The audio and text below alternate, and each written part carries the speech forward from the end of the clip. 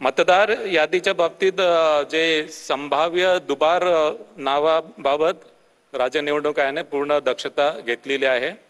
राज्य निवडणूक आयोगाने त्यांच्या सिस्टीमवर टूल विकसित केलेला आहे आणि या टूलच्या माध्यमाने प्रत्येक नगर परिषद नगरपंचायतीमधील प्रभागामध्ये संभाव्य दुबार मतदार हे डबल स्टार असे चिन्ह त्याच्या पुढे आलेले आहे।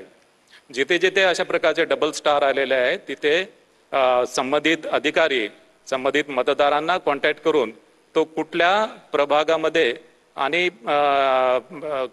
तो कुठल्या मतदान केंद्रामध्ये तो मतदान करेल याची माहिती घेईल। त्यासोबत त्याचं नाव, त्याचं लिंग, त्याचा फोटोग्राफ आणि त्याचा पत्ता या सर्व बाबी सुद्धा तपासेल। ज्या मतदान केंद्रामध्ये त्यांनी ऑप्शन दिलेला आहे त्या मतदान केंद्रामध्ये त्याला मतदानाची सोय असेल आणि इतर मतदान केंद्रामध्ये त्याला मतदान करता येणार नाही।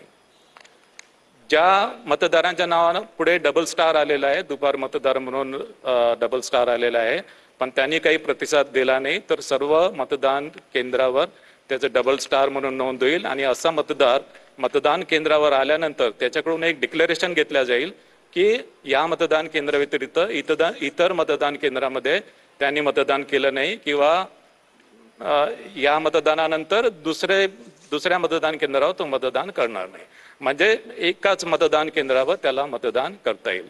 ऑफकोर्स त्याच्या ज्या वेगवेगळे जे अधिनियम आहेत आणि नियम याच्यामधल्या मतदारांच्या पात्रतेविषयी ज्या तरतुदी आहेत त्या ऑफकोर्स प्रिसाइडिंग ऑफिसर या तपासून घेतील।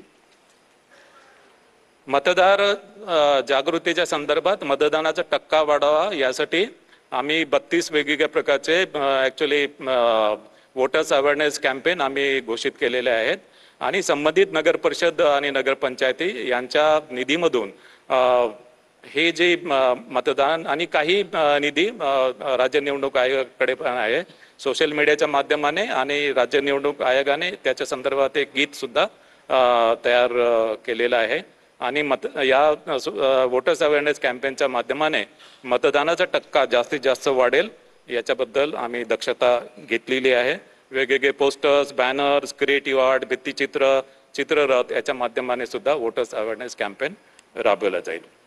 मतदान केंद्रावर पुरेशा सुविधा देण्यात आलेल्या आहेत आणि त्याच्यामध्ये विशेष करून दिव्यांग मतदार, तान्ह्या बाळासह ज्या स्त्रिया आहेत, गरोदर स्त्रिया आहेत, ज्येष्ठ नागरिक आहेत यांना प्राधान्याने मतदान करून दिला जाईल।